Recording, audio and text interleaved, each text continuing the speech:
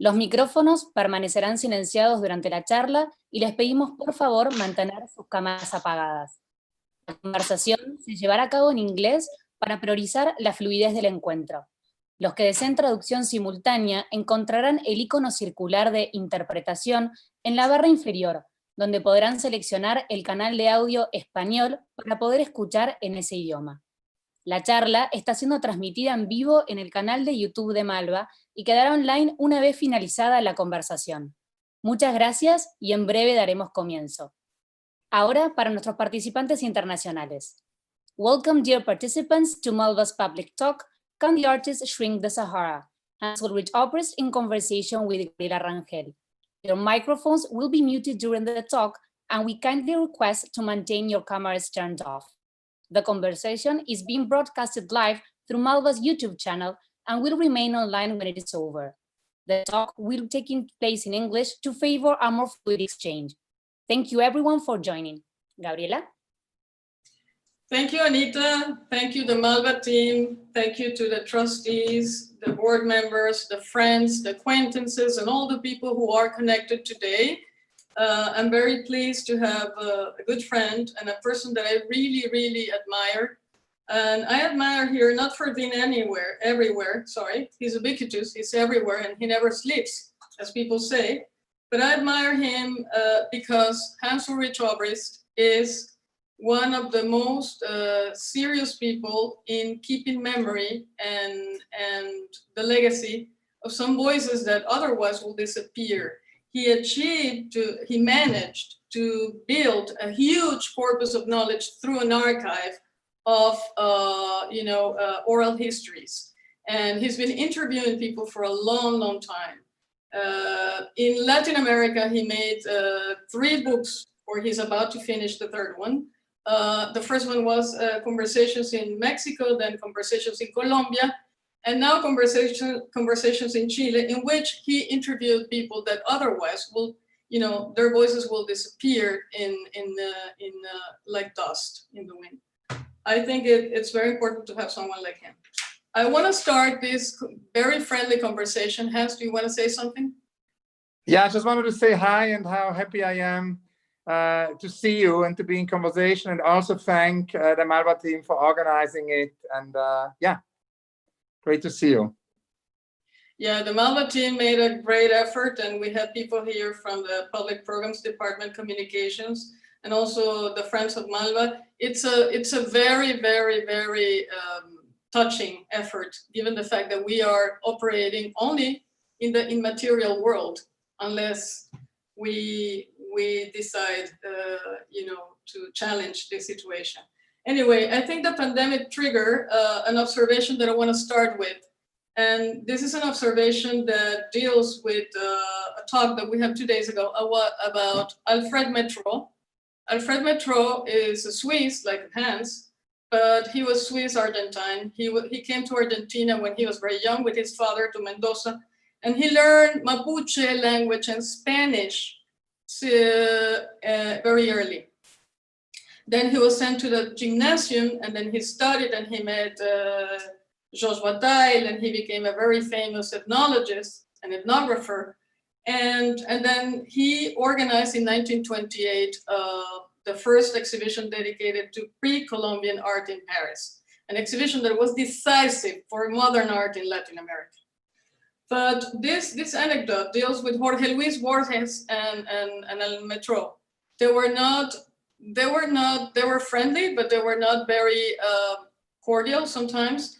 And I have to say that Métraux had a point here, because Jorge Luis Borges invited his friends and his acquaintances in Buenos Aires at the beginning of the 20th century, in the 20s, around the 20s, to this Puente Alsina, which is a bridge located in a fringe in which the border between the city and the Pampa, according to Borges, was visible. So you can tell where the Pampa started and the city was, taking over. He invited Pierre Dru La Rochelle, and Pierre Dru La Rochelle was very happy to be there, and he even named the Pampa as the horizontal vertigo. He said the Pampa is on a horizontal vertigo, and then Borges praised him and said, oh my God, I was not able to do this, and you name something that it's unnameable, that it's impossible to be defined. And then he invited Metro, who was arriving to Argentina in 1928, to open the Institute of Ethnography in Tucumán, and he became very close to the Sur magazine group. And Borges invited him, and he said, but this is really stupid. How are you gonna see the Pampa from here? You have to see the Pampa from an algarrobo tree. You have to see the Pampa from the Pampa, never from this, very sad situation. So I think that's part of the problem with nature, is that we don't see it from the algarrobo tree. We don't see it from the Mapuche viewpoint, but we see it from the bridge. And that's why I'm reluctant to embrace something that in 2002, the Nobel awarded chemist Paul Crutzen stated as a new geological era that began with the Anthropocene. So I want to ask you, Hans, what do you think about the Anthropocene? Do you think that's a notion that we can embrace without considering the native communities? Is that something that it's workable still? I think it's so fascinating that you start with introducing Metro, because actually, whenever we have conversations, I'm learning from you. And so I love to listen to you and to learn from you. And of course, our collaboration started when, with Asad Raza and you, we co-curated together the exhibition on Glissant and Lydia Cabrera when you were in New York. It was one of your last exhibitions in New York at the American Society. And it was actually a very fascinating process because, and it just came to my mind because of Metro, because today you introduced me to the Swiss, Argentinian Swiss scholar I'm now going to research. And what happened actually at the time with the Glissant show is that we felt it would be very important in relation to ecology also, because of course Glissant talked a lot about this idea of being in relation, and about togetherness with our environment. And that's of course opposed to the colonialist separation from the environment, as Glissant explained. And I think it was very important for us to kind of make an exhibition with us, and we wanted to make an exhibition which makes these toolboxes of Glissant for the 21st century accessible. And I mean, there's so many dimensions to it. I mean, there is, of course, the creolization, there is mondialité, there is also opacity, all these notions, we were researching for the show. And there is, of course, the archipelago, which he sort of tried to apply to an art institution, which I think makes it so relevant for now also, because Glissant wanted to actually build a museum in Martinique. And he wanted a museum which would not commodify archives, a museum which could listen, an idea. So it wouldn't be about imposing a notion or imposing a manifesto or imposing, a definition of our time, but it would be about listening, And I think that is particularly relevant now. And I think the idea of listening is something we need to learn every day. And he wanted to have an institution which would be a quivering place which transcends established systems of thought and which is looking for the utopian point, I'm quoting him here, where all the world's cultures and all the world's imaginations can meet and hear one another. And I think in a way, he also wanted an institution which could not only, talk about urgencies, but also show us how we can respond to these urgencies, which is, of course, relevant right now in relation to the climate crisis. How we can actually respond to these urgencies. Now, in relation to ecology, you talked about the Anthropocene. I mean, I think Lynn Margulis is really interesting for me to think about Lynn Margulis, and because of course Margulis was very much at the origin of the Gaia hypothesis. Very often James Lovelock is credited, for having basically come up with the Gaia theory, which is correct, and I've interviewed him about it.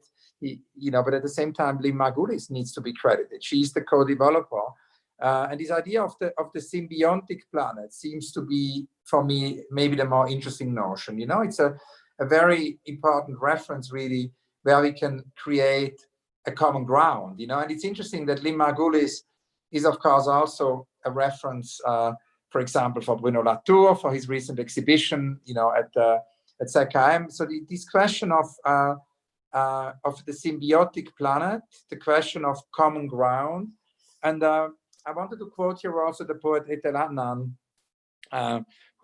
with whom I speak every couple of weeks. Is almost like an oracle for me, you know, learning from her, listening to her. And she always says the world needs togetherness, not separation. Togetherness, not separation. Love, not suspicion.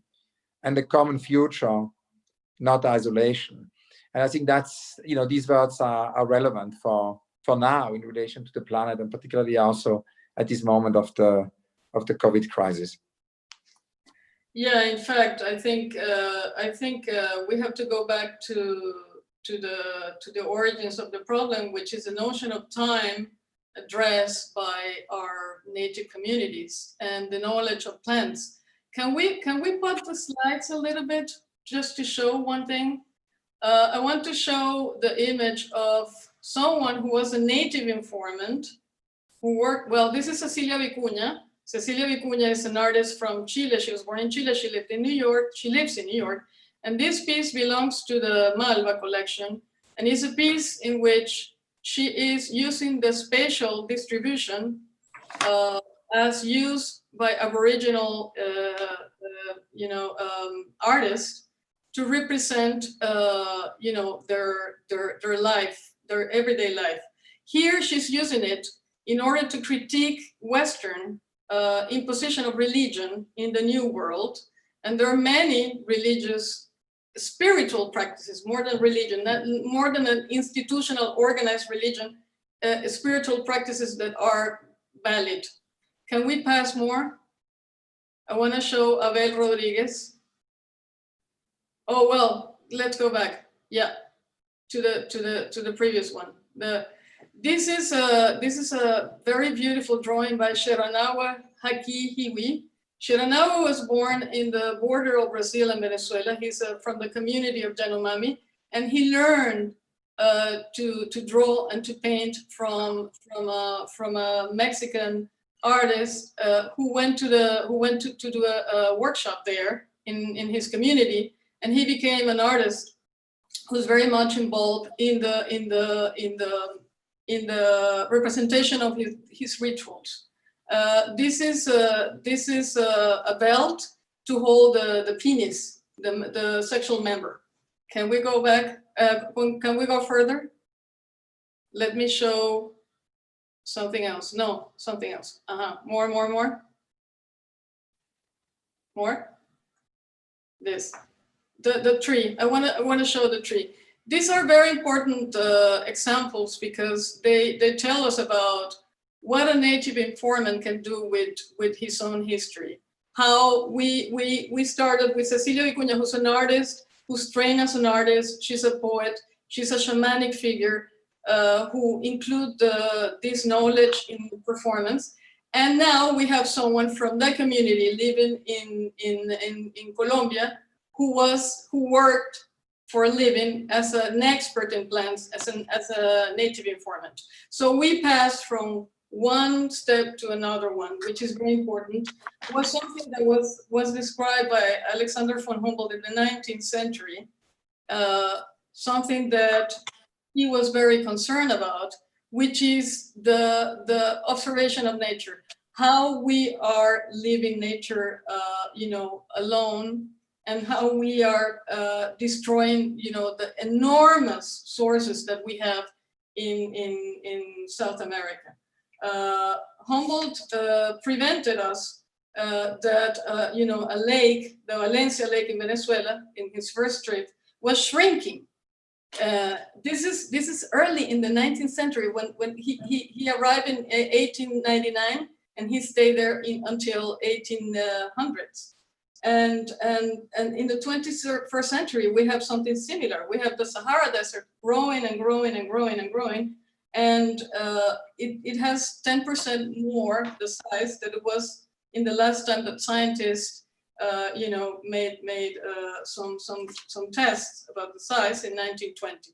So there was recently a cloud of Saharan debris involving Mexico, but also the Caribbean, Cuba, Venezuela. And it created a big mess in pollution. In parallel, we have a small village in Siberia located at 3,000 miles east of Moscow, which according to scientists is the coldest spot on Earth, and it reached 100 degrees Fahrenheit, that is like 40 in Celsius, pairing it to Miami and Las Vegas, which is horrendous. Then if we go to the Amazon jungle, the largest rainforest that helps us in the fight with global warming, as well as the most popular protected, supposedly the most popular protected area on Earth, it's been destroyed systematically by, farming, illegal mining, deforestation, wildfires, pushing the Amazon rainforest to the point of no return with the aggressions. So my question to you is that how can we advocate for this? How can the art world can make a difference to exert some influence in this, terrible landscape? Hans? Yeah, thank you so much, Gabriela, for this great presentation. And I wanted to talk a little bit about this idea of campaigns, that artists do environmental campaigns. But before going there, I had one more question for you, which I think is important in relation to our introduction and also to the images we looked at, because of course, Cecilia Vicuña, I just did a talk with her in June, actually, and then we did one talk with her together in a conversation for the Chile book with our editor, Karen Mata, whom we have to send greetings here. It's Karen Mata's birthday. Happy birthday, Karen. Happy birthday, Karen. Happy birthday. And actually, in a way, Cecilia Vicuña talked a lot about the importance of listening to languages, and she, really urged us to look into Mapuche. She gave us a book of the Mapuche poets, the extraordinary Mapuche poets, whom she translated. We talked a lot about, of course, the risk of extinction of languages and the importance of actually, really talking about these languages, listening to these languages, translating these languages. And I know that you've, researched the Mapuche language and these poets also. We both are interested, of course, in Sebastián Calfuqueo also, who was also at some point, in your slides.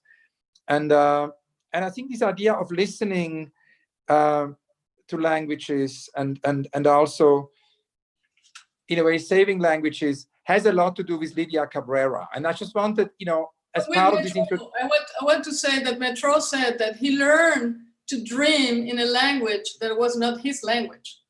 Yeah. So that's very important also, the encounter. Not only Cabrera, but Metro, his friend.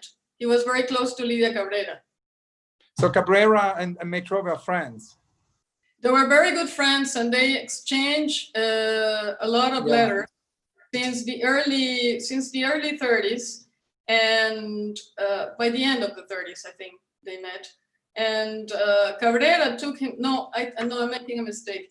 They met in the 40s in Cuba because Cabrera showed him a voodoo ceremony. She took him to a voodoo ceremony, and he wrote a book on voodoo that was published by Victoria Ocampo and the Sur group here. I have the book around here. Let me show you the cover. It's falling apart, my poor book. Look, it's a beautiful book. Oh, amazing. It's amazing. Yeah, and so in a way, it's fascinating, Cabrera and Metro being connected, because of course, Glissant taught us, in a way, many things, but he was my mentor, and I spoke to him a lot about exhibition making, and he says we need to get away from this homogenized globalization of the art world, of touring exhibitions. We need to make exhibitions which can listen, they can listen to the local context when they go from one place to the next. And he called this mondialité. He said we have on the one hand, the homogenized globalization, which leads to the environmental, disaster, which leads to monotonization, as Stefan Zweig said, which leads you, to a separation from the environment. And at the same time, we have a counter-reaction, which is new forms of nationalism, new forms of lack of solidarity. And Glissant says we need to resolutely resist both of that. We need to resist the homogenized globalization and its counter-reaction. And we need to come up with what he called mondialité, which is a global dialogue which is able to change, to listen, and I can change basically in the exchange with someone else. I can change in the exchange with you, Gabriela, without losing my identity. On the contrary, as Glissant says, my identity through that, becomes richer. And that is very much what he says exhibition should do. And that's exactly what happened to our show. For me, it was like a magical application almost of like Glissant thinking, because here, Hassan and I come up with this exhibition, about Glissant. As a toolbox, we wanted to show also Glissant's friends, artist friends like Jack Witten, of course. Then, of course, also some contemporary artists working today who are inspired by Glissant, like Julie Meretou. We wanted to show also drawings by Glissant and archive. And I will never forget the first meeting we had at the American Society with you, Gabriela, because you said you wanted to take the show, but you didn't actually want it to just be a Glissant show, but you wanted it to be a Glissant Cabrera show. And Hassan and I were really not familiar with Cabrera, because Cabrera is very, very little translated. So we started to find, thanks to you, a lot of translations, and became very passionate about Cabrera. And I was so fascinated, particularly also, of course, the way she not only listens, but also works with oral history. So I think it's interesting that you tell us a little bit more about Cabrera, because it's such a toolbox that I think it's wonderful that whoever listens to us today, that more people read Cabrera. Well, her story is very interesting, Hans. Thank you for giving me the opportunity to talk about her, because she was a very rare personality at the time. She went to Paris with a lot of effort. People think that she was rich and she was a privileged white Cuban. That's not true. She has to work to get money in order to go to Paris and study art, painting. She studied with at the École de Louvre, and she studied also with her friend. What's her name?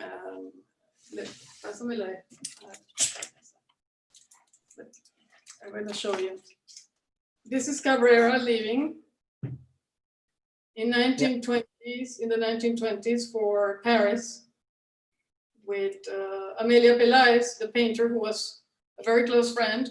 And she really wanted to be an artist, but it happened that she found a very amazing scene in terms of ethnology and ethnography and anthropology in France. And she became fascinated by that.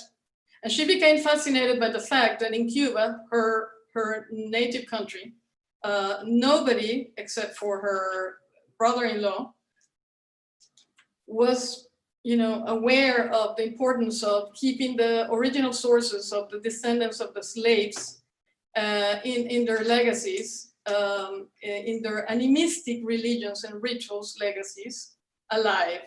So what happens to her? She converted from an artist to an ethnographer, and she goes back to Cuba and takes takes the time to be introduced to by the people who work for her family, domestic laborers, to be part of this secret societies of the animistic religions, and she entered to that and became a trusted source and translated all the sources into the Cuentos Negros de Cuba, the Contes Nègres, which were, as we know, they were published by Gallimard very early in 37. And for her, it was a very important 36, the first edition of the Cuentos Negros de Cuba. And they were published first in French, which is very telling. Then her story is very complicated because Lidia Cabrera was she was a queer woman, and I think the queerness of her private life allowed her to enter into these secret societies in Cuba. I think it gave her the conduit to become much more, reliable as a source. To the extent that she invited Lorca to visit Cuba, and Lorca was with her, and he saw all this, happening. She also had a lover who died of tuberculosis. She spent many years in Switzerland, in the Alps, where you are now, Hans, taking care of her lover. Then they went to Spain when the civil war was taking place, and then her lover dies. She goes back to Paris, and she decides that she's going to quit painting, and she's going to burn all her paintings, and she's going to go back to Cuba and work as a person dedicated to keep the legacy of the Afro-Cubans. And if it's not for her, it will be difficult to have this legacy nowadays. So in a way, she was doing what Metro did with the Choco, with the region of the Corrientes and Chaco, and also with these populations that were about to lose their language. So it's not only about translating, but also keeping the language alive. Because if you leave that language to die, you're losing a part of the world, an explanation of the world, in plans, in knowledge, in space, in time, in all these notions, right? No, that's very important, and that's also, of course, what she did with this archive. It's an archive which is about the plurality of Cuban culture, and it's important, I think, also that and that was, of course, what fascinated me so much, doing all these conversations and this oral history of so far, more than 4,000 hours in my archive. I was very fascinated and so grateful to you also to have introduced me to her world, because, of course, is also this incredibly interesting distinction that she refers to these stories not as transcriptions, but as transpositions. And exactly. I think that's a super interesting distinction. Not only the transpositions, but also she was linked. She's a missing link between the French, the Francophone, Caribbean, and the Spanish-speaking Caribbean through an nécessaire.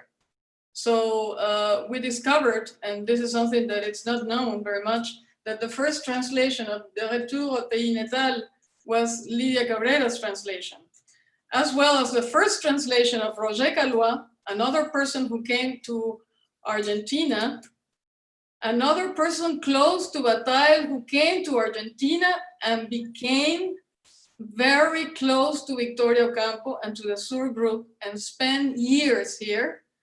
Roger Calois also gave her the Langage de Pierre to be translated. So the first translation of Le Langage de Pierre is by Lydia Cabrera also.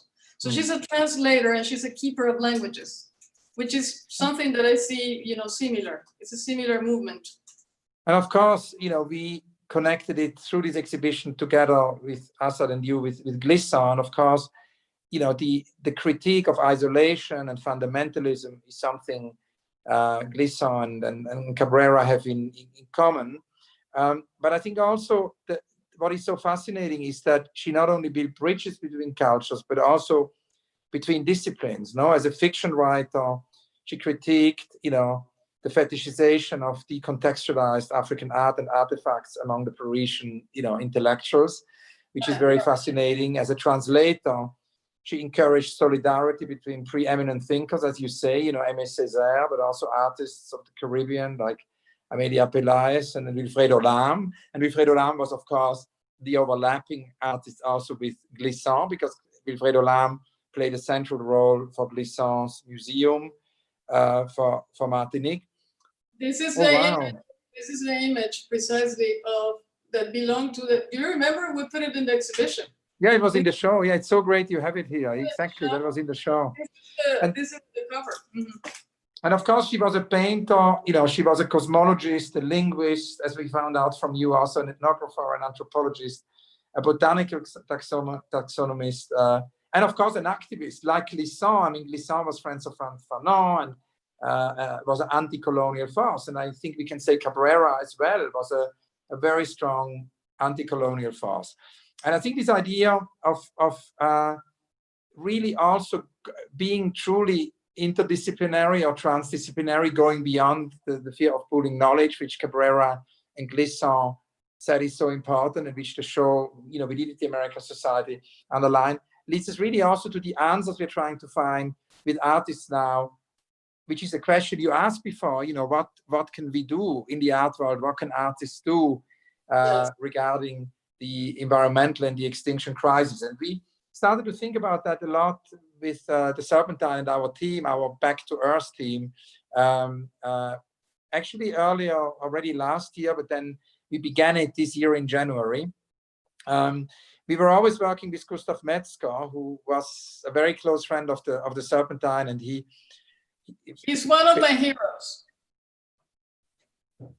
I'm so glad to hear that. Yeah, he was a very dear friend, and he came really weekly to my office, and always reminded us that we need to fight extinction, and that we need to pledge to new ways of thinking and acting in this world, and that we need to make different forms of commitments. And that's why we decided, and really coming out of the conversation of Gustav sadly passed away in the process. We did many projects with him. We did the Remember Nature campaign with our education department. We did an exhibition.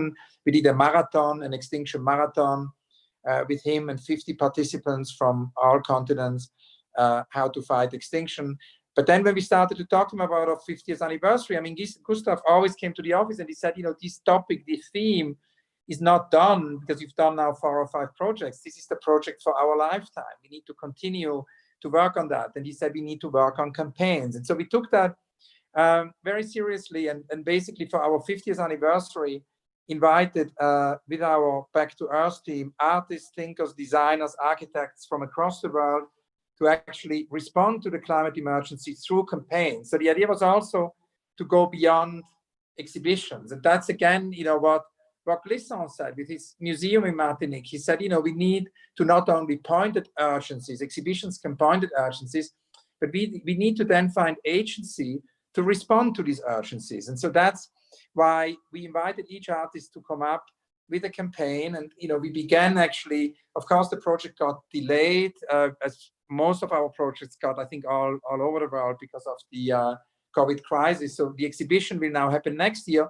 But what didn't get delayed is actually the activism, because we launched quite a lot of campaigns online during the lockdown. And one of the first campaigns we launched was in April with Judy Chicago and Jane Fonda and Swoon.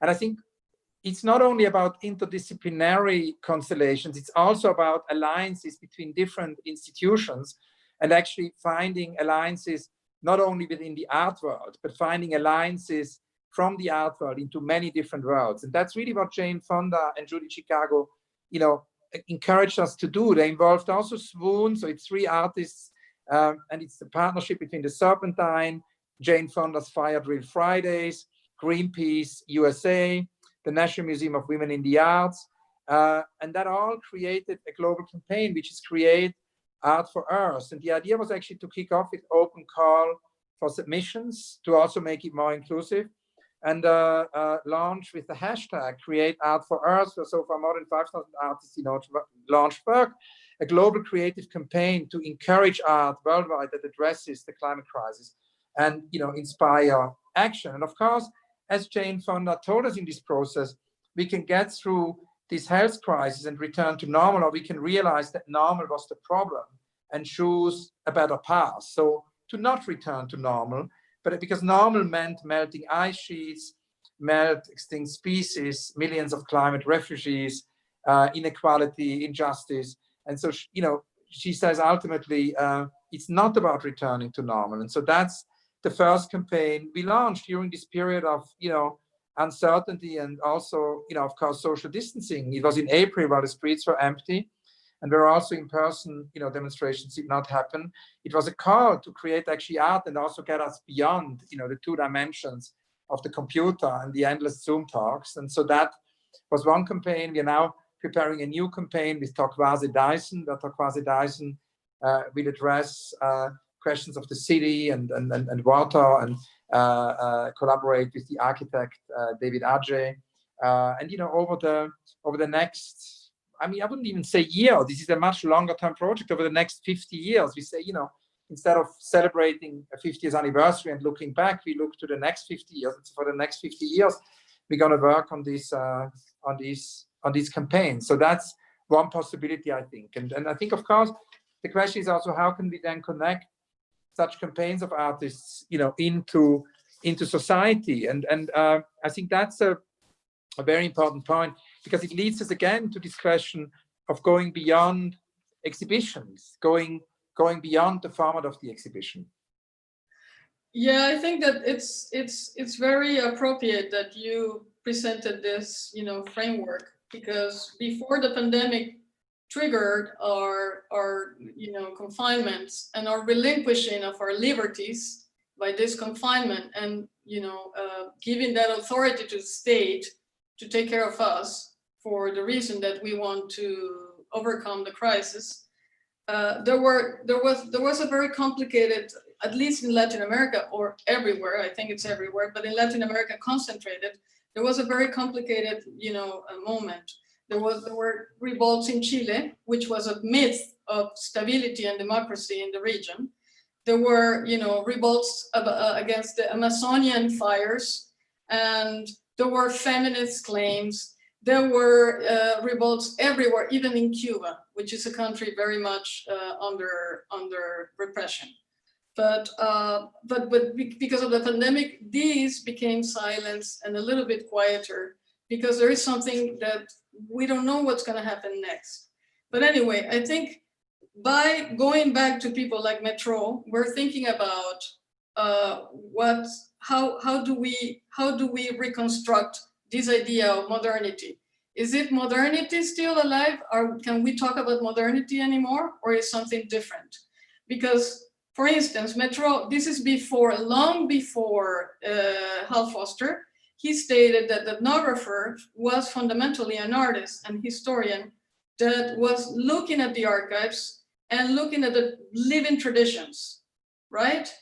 To make sense of the realities. And I want to go back to that moment in the 20s, which is a moment that it's forgiven in Latin America, that it's a very important crossroads moment where you have Lidia Cabrera, you have Metro, but you have NSSF, you have Wilfredo Lam, and you have many people who are thinking about this crossroads, right? And then Glissant came as a distillation of this. So my question is, can we talk about modernity anymore? Is this are we finished with modernity? What's coming? What's going on? What's coming next? Can you tell us a little bit more about, because for me, Metro, as you introduced us to Cabrera during the Glissant show, you today introduced me to Metro, and of course, going to research it immediately. But I'm not yet familiar so much with the work. Can you tell me a little bit about, did Metro think about this idea of production of reality also? Because of course, Glissant founded a school in Martinique. He wanted to build a museum, and as far as I can tell, reading his letters to Lidia Cabrera and reading his book on voodoo and reading some essays that he produced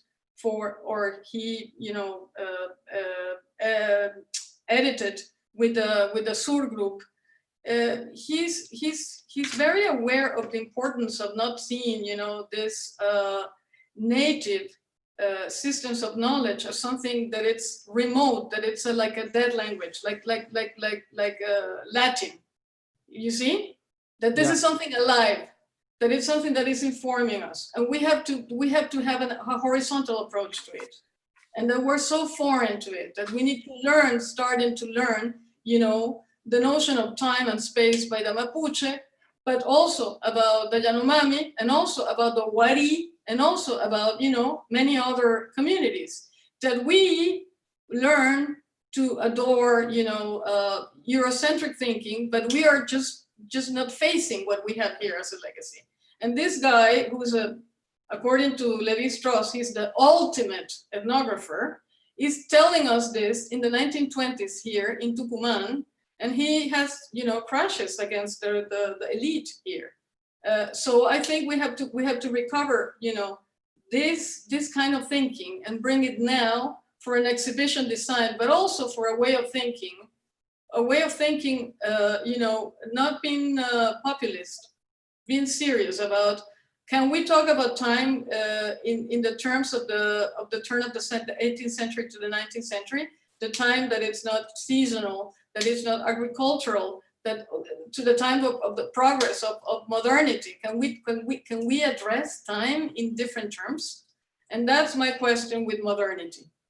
Can we still talk about modernity when we are confined in this quarantine, and we are forced to be here? for the sake of the good and the security of the collective corpus? That's my question. And I think that question could be an exhibition, you know? Yes. It could be an exhibition about time. Yeah, we could do an exhibition about time. I'm going to read Metro now, and maybe this is our next project after Cabrera, you know, and after Glisson. Is it a toolbox? You know, maybe it is a toolbox to do an exhibition, no? He's a very interesting guy, because he was very curious. Not only that he went to the Chaco region, which is the northern part of Argentina, but he also went to the Caribbean, and he also went to Hawaii. He worked in Hawaii, and he ended up at the UNESCO. The circumstances of his death are really strange and a little bit somber. But he was a very interesting connector also. He connected to people in Africa. He connected to people in Brazil, for example. He was not very active in Brazil, as far as I know, but he had a very close relationship with Pierre Berger, the photographer-ethnographer. And he had a very abundant exchange of letters with him, talking about, you know, the candomblé, for example. They were discussing issues of candomblé. So, you know, this is a guy that I think we have to add in the toolbox, definitely, for an exhibition. And you said he and Levi Strauss had an exchange? Levi Strauss, Levi Strauss admired him. And actually, the first lecture that he gave at the Collège de France was because Levi Strauss invited him to give a lecture. When he went... Because yeah? Yes, he invited him to give a lecture at the Collège de France. Yes. Yes. Because actually, Levi Strauss, you know, was I interviewed Levi Strauss actually for Domus magazine, and it was a very fascinating experience because he was, you know, in his late 90s, and I felt it would be important to interview him for the archive. I went to see him. And he basically said he doesn't feel like giving another interview because he's given thousands of interviews. He's almost 100 years old.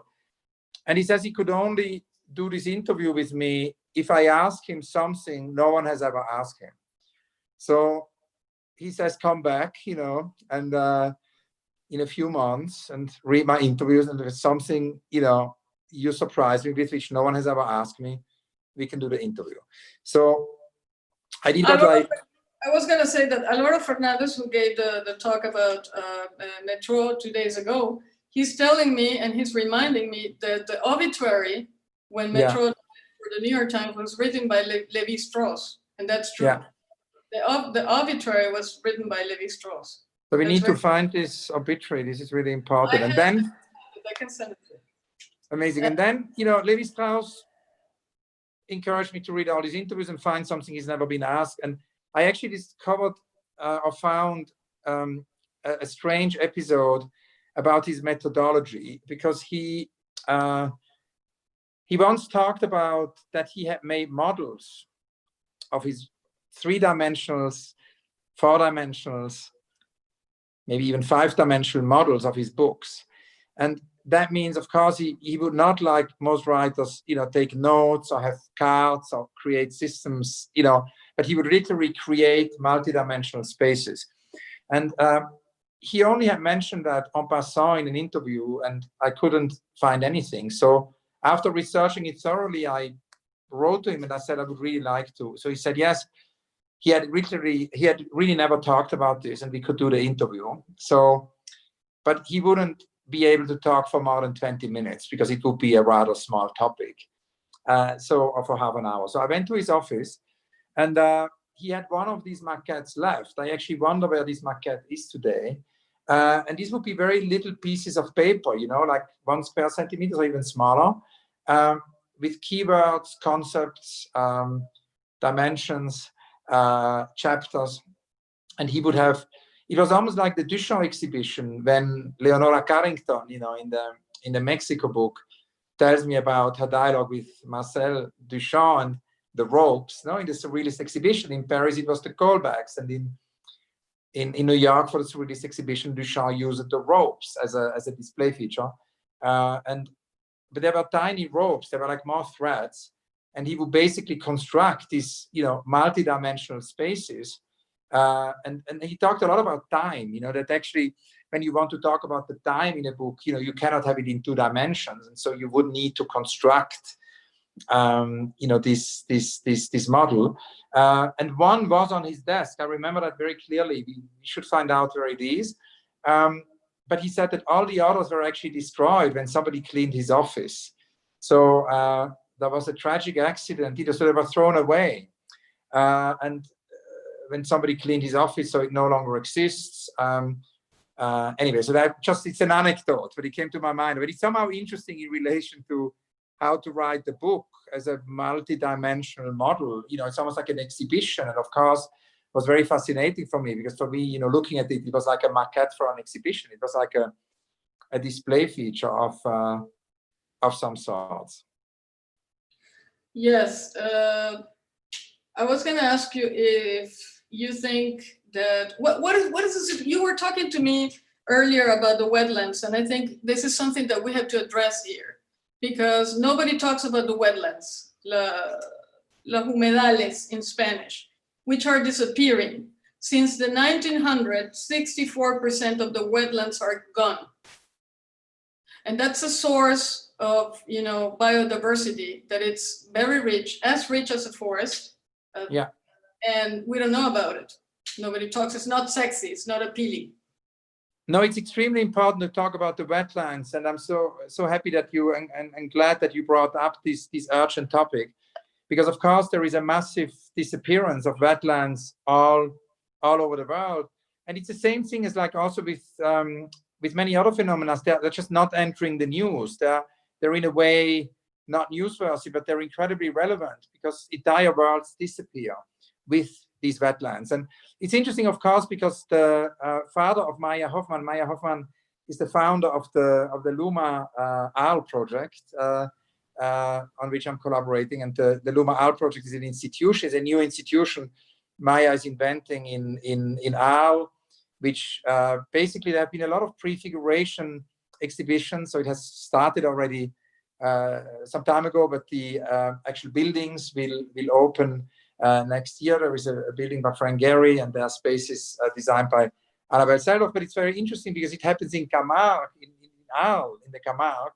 And of course, the father of Maya, Luc Hoffmann, who is also the co-founder of the World Wildlife Fund, who passed away a few years ago. He was in his early 90s. And interestingly enough, he was exactly the same generation as Gustav Metzger. And Gustav was actually very inspired by Luc Hoffmann's work.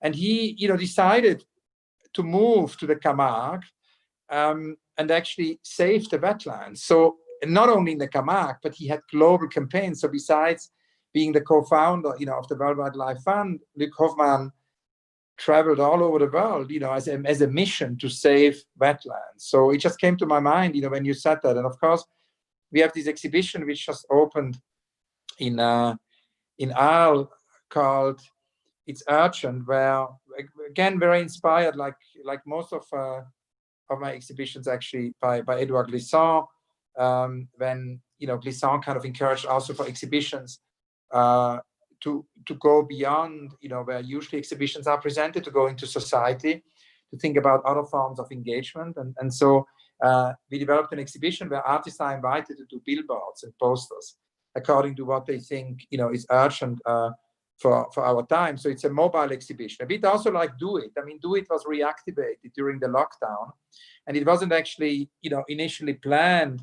It wasn't like a planned curatorial decision. It was just people on the internet who revisited Do It during the lockdown because they had the Do It book and started to reinterpret these instructions, which why we then started at the Serpentine, but also with Giancarlo in Australia and with ICI in New York, also with the Google Culture Projects, to actually start a new version of Do It. And It's Urgent is a sort of similar evolving program. I think it's important also that we think about slower exhibitions which can evolve over many years. And I mean, Do It has been listening, has been learning wherever it goes, new because it's about instruction art, and there's so many different art worlds and different contexts where instruction art plays a role. I mean, when the show went to Brazil, we of course, incorporated the whole, importance of instruction art during the Tropicalia movement with, Ligia Pape and Ligia Clark.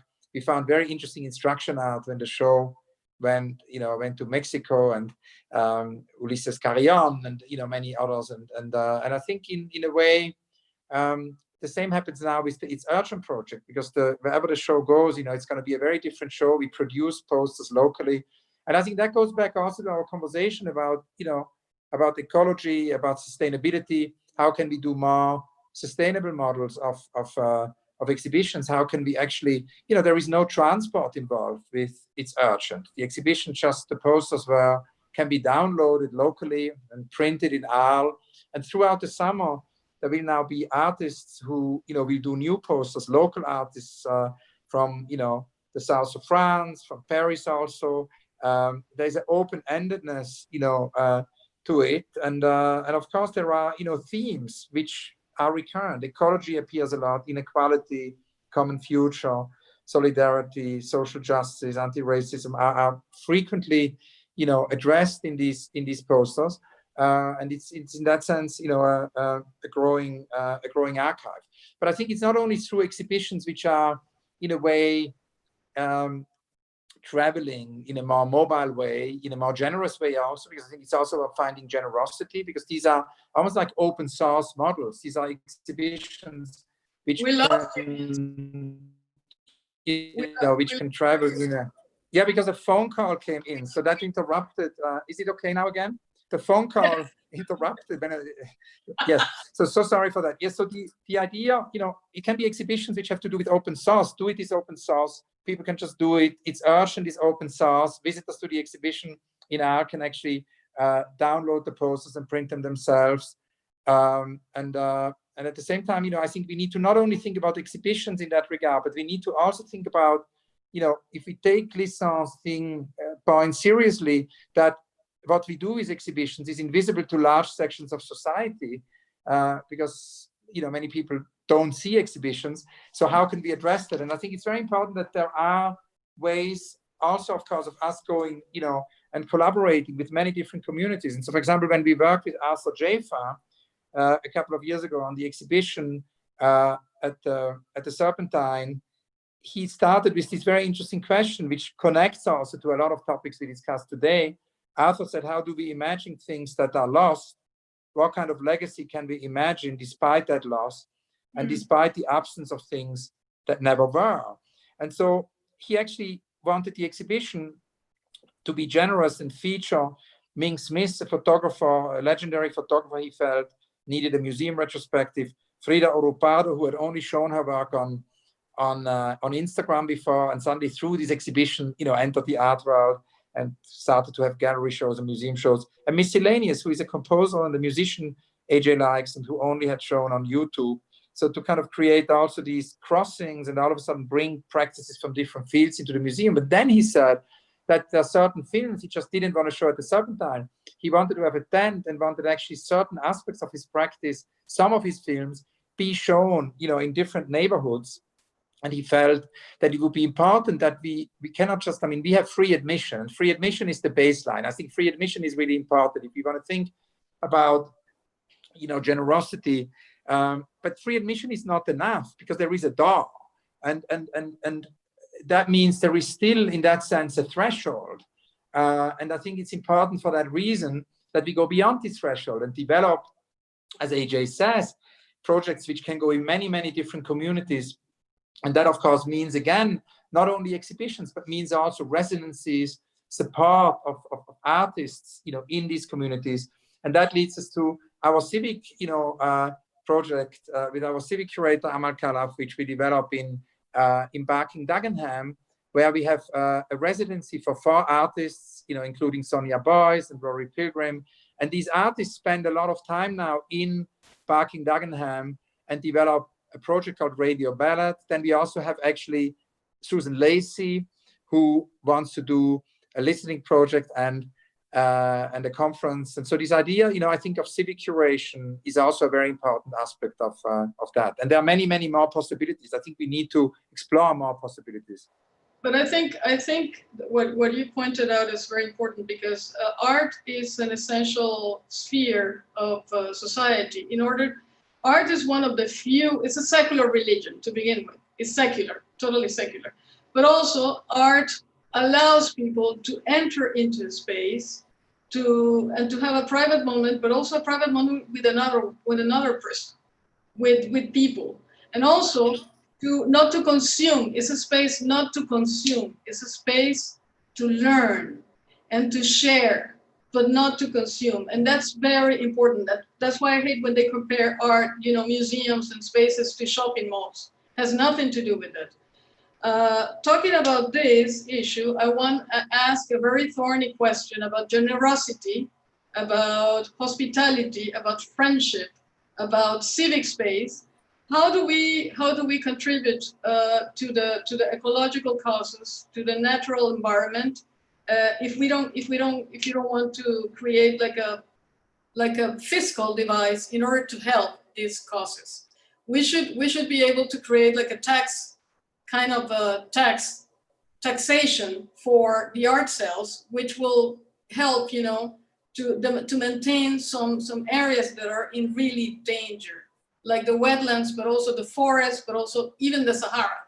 So I think it's something that we have to think about, and not to be a survivor of the Shoah like Metzer in order to think about these very thorny issues, right? I think it's important to, yes, that it's very pragmatic. That's what you mean, right? That we find pragmatic ways Yes. of, Yes. The ecology tax you mentioned is the idea of my partner who's a lawyer, and I think she's right. Yeah, I absolutely agree. I think pragmatism, but just one thing before, because you made an important point, which I wanted to quickly connect to. I read an interview the other day with Saidiya Hartman, who says that, the classroom can be a laboratory in thought. And that means, not to have an audience. It's a laboratory in thought. So it's a collective exploration of thought. And that leads us back to the open-endedness, which I was trying to describe, which I tried to somehow work with some exhibitions. And I think this idea, it can involve many people, this collective exploration of thought, but it's not an audience. And it's in that sense, and that connects to what you said before, that is not about, entertainment, but it really is about a collective exploration. And that's, of course, important that we think also about how we can then, Cedric Price, the architect, worked very closely with John Littlewood, and if we talk about models from the past, we talked about, Cabrera and her thinking about museums and institutions. We talked about Glissant. There is another great model, which is, of course, John Littlewood and Cedric Price. And I saw in a comment before, like Callier, the street, and of course, John Littlewood came from street theater, and so they wanted to do an exhibition venue called the Fan Palace. Theater, like the Living Theater in the 70s and the 60s and 70s, the Living Theater.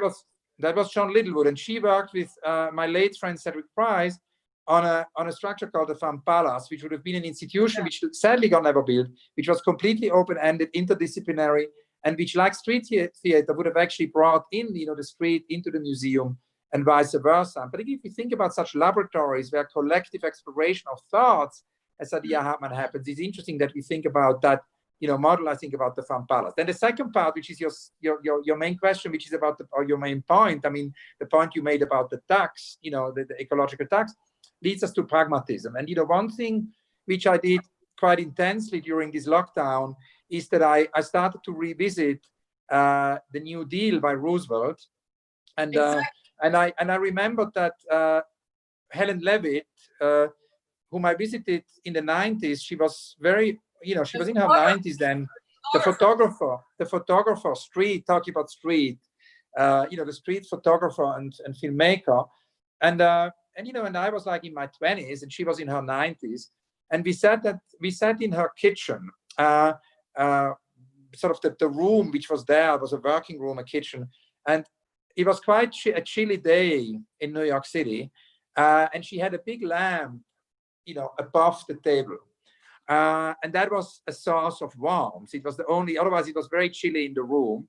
So, we somehow were speaking under the lamp, and her cat sat between us, because the cat was obviously looking, searching the warmth of the lamp. And so it was a trialogue between her, the cat, and myself, because literally the cat would look at her, look at me, follow the conversation.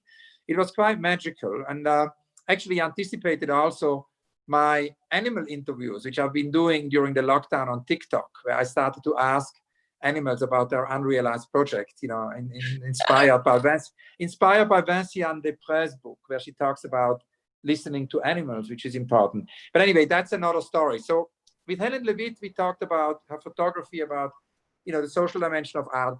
And at the end of the conversation, something very astonishing happened. She says, "How old are you?" So I said, 25. And she says, "It's very likely that during your lifetime, you will experience something we have experienced in the 1930s, which was the Great Depression, which means a crisis, of great magnitude."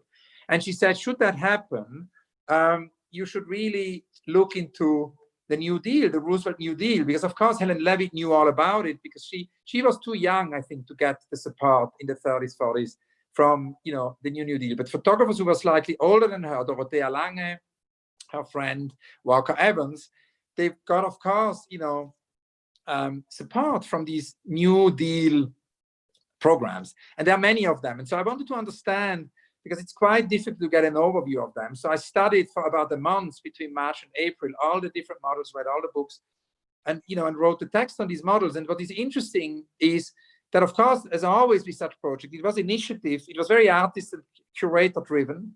It wasn't actually driven in that sense by administrators.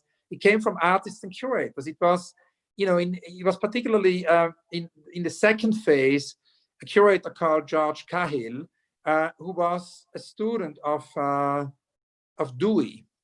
And, Dewey was the pragmatist philosopher who wrote about democratization of art. He wanted art in schools. He wanted art in community centers. He really talked about this democratization of art. So Cahill was his student. And it was a very interesting thing, because it's a little bit like when Glissant tries to carry his philosophy into practicalities, into daily life, into politics, by building a museum, by building a school. And I mean, he realized the school, Glissant, the museum was unbuilt, but the school had a major impact. I mean, Glissant, for example, he introduced Creole into the curriculum. And so all of a sudden, he basically resisted and also broke the presence, the strong presence of of French language, and he said, Creole has to be spoken in my school, and that means that all of a sudden you could have children also from the English, speaking Caribbean, because the Creole was the common language, and so he really produced reality, and that's exactly what happened with Dewey also, because Dewey, through his student Cahill, produced on an enormous scale. They produced together the reality of these, New Deal programs. And these New Deal programs created work for tens of thousands of artists and public art. And the reason I'm coming to that in relation to your green tax is, of course, that actually the idea of the New Deal is also the New Green Deal. And there is a book by Rifkin, Ocasio-Cortez said, very important things on that. There is a book by Rifkin. Excuse me, what is the book? The book is by Jeremy Rifkin, and it's the Green New Deal, the New Green Deal, the Green New Deal. And it's basically, he talks about the necessity, because that would be another important pragmatic step, is not only basically the green tax, but it's also the government, like during the Roosevelt year, giving infrastructural help to make the economy green. The government creating infrastructural, processes. And then, of course, we can even think about the art program of the New Deal, because how amazing it would be if we find a program, particularly at the current moment of, great precarity and crisis, if we could create a program for artists, to create new forms of public art, which would connect to ecology. Yes, indeed. And there is something I want to say, we're about to finish, and is that what I have a problem with this notion of the public, because I don't know what the public is nowadays, because we became customers or subscribers of this digital platforms in which we think that we are in the public sphere, and we're not. We relinquish our information. We are data for these people, but we're not public. We are here. We don't have a social pact. There is no way to have a social pact. So my question is, how do we construct this new deal with this new reality? That it's a new reality that we work with. Yeah, I think we need to. I think it has all to do with participation, and it has all to do. It's not about the public. It's about participants. Exactly, and how our institutions can help. They can bring democracy, I think. I think that's a great conclusion, Gabriela. They're telling me that there is a person here in Argentina, Maristela Svampa, who's been working with the new Green Deal people related to the Green Deal, and it's in the magazine, in the Enya magazine, which I think the editor and some other people are saying this here. I would love to read it. If someone can send me a link. I will find you I can connect you to these people, but they're saying this in the chat. And I think it's important to underline this, because of course, Argentines because we're very well connected, and there is already a link between people here, local people, with the Green New Deal. So, and then there is also, maybe for those who want to know more, I did yesterday, because we mentioned Alexandria Ocasio-Cortez, we mentioned Jeremy Rifkin. I did yesterday a talk for DLD. It's the digital conference of Steffi Czerny in Munich and globally, who brings together all disciplines around technology. And I did a conversation for them yesterday, which is also a collaboration with the Serpentines Back to Earth project with Mariana Mazzucato. And I must mention here Brian Eno, because it was really, Brian played a very essential role when we started the Back to Earth project, because we invited Brian Eno, who is London-based, and has never had a bigger museum survey of his sound works, visual artworks. We invited him to do a big solo show at the Serpentine. And about a year ago, he came to our office and he said he has bad news. He just cannot do the show. But what actually initially seemed like bad news was good news, because we realized that his thinking was exactly like our thinking. Because Brian basically said, I'm in my 60s, and and I basically have maybe, if I go from an average life expectancy, is that the word, life expectation, average life expectation, life expectancy, I have maybe another 15 years to live, and that's exactly, he says, the time we have to turn around the climate crisis, maximum, probably even less. So he said, I just cannot do an exhibition, which is about myself and about my practice. I want to do something which is about this, extinction crisis. And, would the Serpentine be willing to do that? And we had already started to think about doing something with this artist campaign. So we said, and that's really how it started. And now Brian is, of course, in contact with all disciplines. And so he works a lot with economists who try to think. And there's, of course, Kate Raworth is also very relevant. Kate Raworth has written this book called about donut economy. It's about donut economy and how we can actually bring ecology, into economy, which is exactly what also my teacher Binswanger in the 80s said, because I studied economy and ecology in the 1980s. And the other person whom Brian, mentioned a lot is Mariana Mazzucato. And she is a great visionary.